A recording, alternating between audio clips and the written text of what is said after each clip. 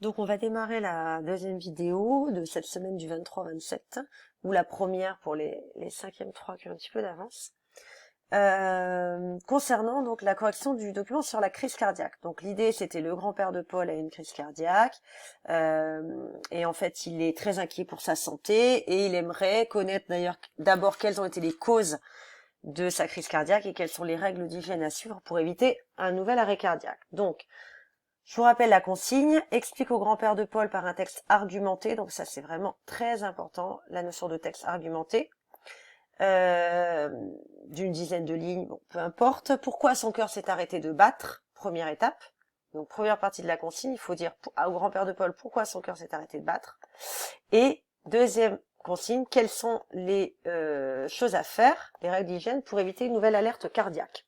Donc voilà un petit peu les différentes étapes. Pour ça vous aviez 4 documents. Un document 1 qui était donc des radiographies, comparer l'état des vaisseaux et du cœur chez une personne saine, chez une personne à risque. Vous aviez un document sur la sédentarité, donc c'est-à-dire le fait de ne pas faire d'activité physique. Un document 3 sur les effets du tabac, la consommation de tabac, et un document 4 sur l'influence de l'alimentation, notamment la consommation de fruits et de légumes entre deux pays, la Crète et la France. Alors voilà le document de correction que je vais vous proposer. Il reprend en fait les différentes étapes et vous allez voir que dans un texte argumenté, je vous le rappelle, puisque vous avez eu une petite fiche qui l'indiquait, qu'il y a 2 choses à ne jamais oublier. Je vais récupérer ma petite fiche méthodologique, donc qui est dans un premier temps, donc évidemment, on va faire un texte argumenté, on a relu la consigne ensemble, on va l'organiser de manière logique, et donc chose très importante, on va relier les éléments en mettant des connecteurs logiques. Je prends une autre couleur. Voilà. Et deuxième chose importante également, ne pas oublier de citer les documents. Souvent, vous oubliez de citer les documents. Donc, bien citer les documents quand vous présentez un argument. Donc, voilà ce que je vous propose comme correction. Donc, tout d'abord, comme l'indique le document 1, donc là, je cite le document et j'ai un connecteur logique. Votre cœur s'est arrêté de battre. Je vais mettre d'une autre couleur, tiens. Votre cœur s'est arrêté de battre à cause d'une plaque de cholestérol qui a bouché vos vaisseaux. Comme ces vaisseaux irriguaient le cœur, le sang ne passait plus.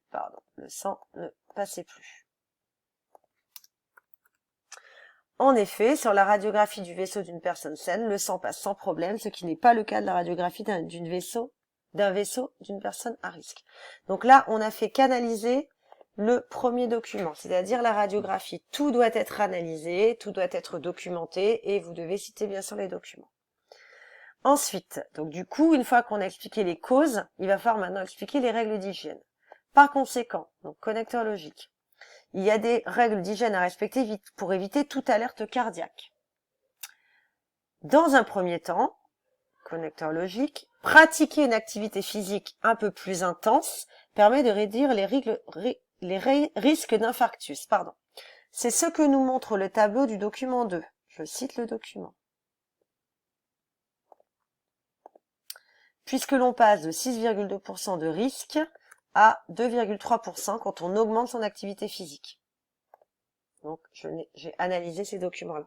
Quand vous avez un tableau, c'est toujours bien de faire une comparaison entre les chiffres où il y a plus de cas d'infarctus dans le cas d'une activité faible plutôt que dans le cas d'une activité élevée. Donc ça, les phrases de comparaison, vous êtes largement entraînés avec moi, mais toujours analyser le document. Si vous passez à côté du document, vous passez à côté de l'explication. Il faut toujours argumenter avec les documents. Deuxième cas, on a l'alimentation, donc c'est-à-dire ce document-là. Donc là, on voit bien qu'on a la France, la Crète, donc 2 pays qui ont été comparés, et le nombre de décès par accident cardiaque. Ok. Et ici, on l'a mis en lien avec la consommation de fruits et légumes. Donc on voit qu'en France, le nombre de décès par accident cardiaque est de 78 et la consommation de fruits et légumes est de 180 kg par an et par habitant, alors qu'en Crète, elle est donc moins importante, presque 9 fois moins. Et en revanche, autant le nombre de décès est moins important, autant la consommation de fruits et légumes est presque 2 fois plus importante.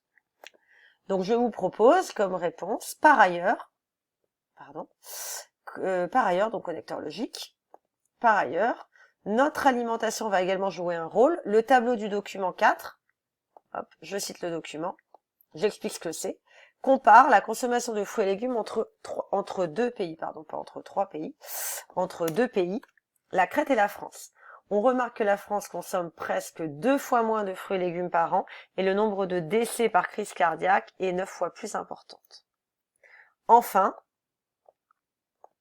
connecteur logique, fumer augmente les risques de maladies cardiovasculaires puisque le document 3 montre que le risque est de 12% environ lorsque l'on consomme plus d'un paquet par jour.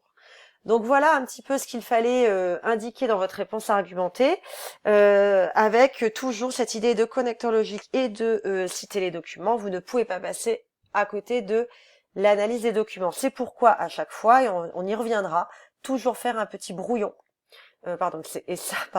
Toujours faire un petit brouillon où on analyse les documents, quelle nouvelle information apporte ce document, on prend le temps de regarder le titre et on écrit une ou deux idées sur ce document. S'il y a des phrases de comparaison à faire, on fait des phrases de comparaison.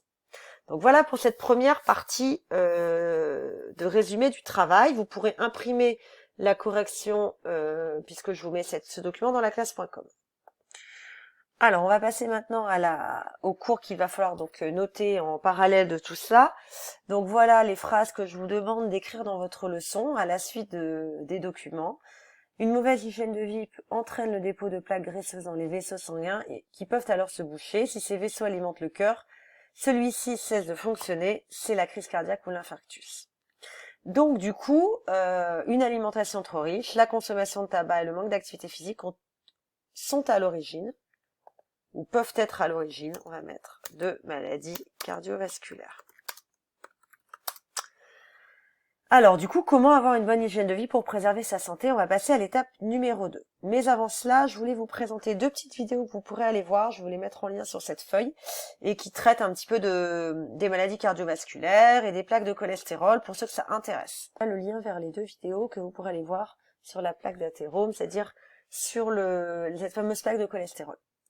Donc, équilibrer son alimentation pour préserver sa santé. Donc, on sait que les aliments que l'on consomme fournissent de l'énergie. On mange pour avoir de l'énergie, je vous rappelle, pour vos organes. Parce que vos organes fabriquent de l'énergie à partir des aliments, des nutriments notamment.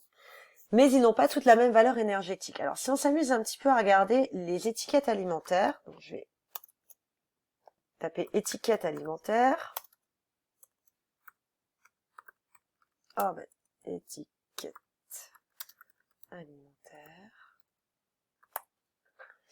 Eh bien, on se rend compte, donc, par exemple, prenons celle-ci, on se rend compte qu'en fait, on parle sur toutes les étiquettes, il y a ce qu'on appelle la valeur énergétique. Donc, la valeur énergétique ici, par exemple, elle est, pour 100 grammes, notée de 490 kcal ou 2055 kJ. Alors, qu'est-ce que ça veut dire kcal et kJ? En fait, c'est des kilocalories ou des kilojoules. Et sur chaque étiquette est marqué donc le nombre de kilocalories ou de kilojoules, pardon, il n'y a que kilocalories là d'ailleurs, kilocalories ou kilojoules, permettant en fait, donc ici on a noté kilojoules, kilocalories, permettant de donner la valeur énergétique. Et on se rend compte assez rapidement que chaque aliment ne propose pas la même quantité d'énergie. Donc, l'idée c'est de savoir comment on va pouvoir équilibrer les besoins en énergie et comment l'alimentation va couvrir ses besoins en énergie. Donc pour cela, vous aviez une première fiche qui s'appelait qui va parler de l'équilibre alimentaire, pardon. Cette fiche s'appelait équilibrer son alimentation pour préserver sa santé. Alors, donc, il fallait comparer ici 5 élèves qui avaient des âges différents et des activités différentes au cours de la journée.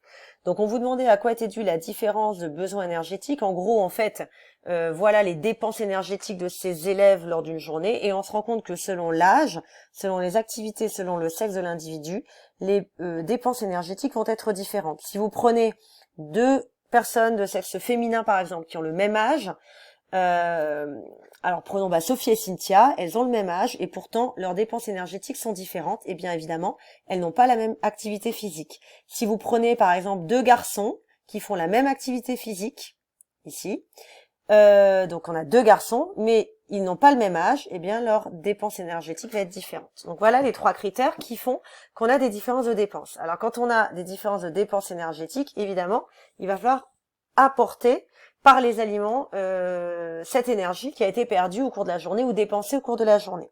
Donc l'idée c'est comme un équilibre pour que dépense égale apport ou apport égale dépense. Alors qu'est-ce qui apporte de l'énergie? Les aliments.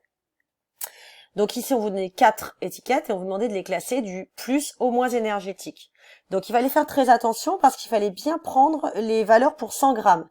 Donc pour le plus énergétique, on a évidemment donc le beurre, 3051 kJ par 3051 kJ pardon, pour 100 grammes, le pain grillé, 1760 kJ, la confiture, 1030 kJ et le lait, 187 kJ. Alors, les aliments apportent de l'énergie. Nous dépensons de l'énergie au cours de la journée. L'idée, c'est d'avoir un équilibre alimentaire au moins au niveau de la quantité. Donc voilà la somme des repas, de l'énergie apportée par le repas d'Arthur au cours d'une journée. Donc j'ai fait le calcul, 9292 kJ, et on vous demande si l'alimentation d'Arthur est équilibrée. Eh bien, Arthur dépense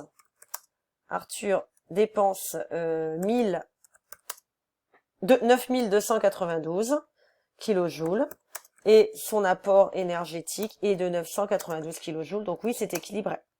Alors c'est même équilibré au kilojoule près, ce qui n'arrive quasiment jamais.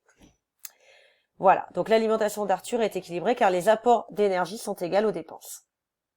Dernier exercice, on vous donnait Jérémy et Arthur, tous les deux 12 ans, 1,50 m. On voit qu'ils consomment pas tout à fait le même type d'aliments et on voit qu'ils font pas du tout la même activité physique au quotidien.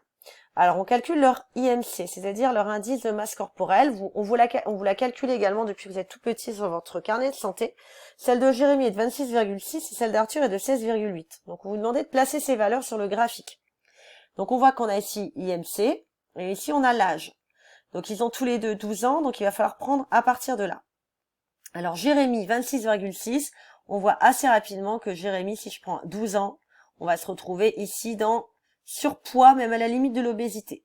Même même on est sur l'obésité. Le point il est ici. Arthur, donc 12 ans également, 16,8 et là on voit qu'il est dans la masse normale. Alors, l'idée c'est de proposer des solutions à Jérémy pour qu'il redevienne dans la courbe en fait masse normale. Et donc l'idée c'est que soit il a trop d'apports, soit il n'a pas assez de dépenses. Donc on va équilibrer cela, soit en diminuant les apports, donc des aliments moins énergétiques, alors qui peuvent être moins gras ou en moins grande quantité, mais quoi qu'il en soit moins énergétiques. On peut en manger tout autant, mais avec une énergie moins importante par aliment. Si je prends par exemple le lait, il apporte très peu d'énergie, voilà, ou les légumes à consommer sans modération. Voilà. Et où on peut diminuer les dépenses et pour augmenter les dépenses, et pour ça, faire un peu plus d'activité physique, ce qui fait que la dépense sera plus importante et elle rééquilibrera un petit peu par rapport aux apports qui ont été donnés. Donc on peut pas vous dire voilà, il faut manger ci, il faut manger ça. L'idée c'est que selon ce que vous faites dans la journée, etc., vous êtes des grands sportifs, eh bien il va falloir équilibrer vos apports énergétiques en fonction de vos dépenses.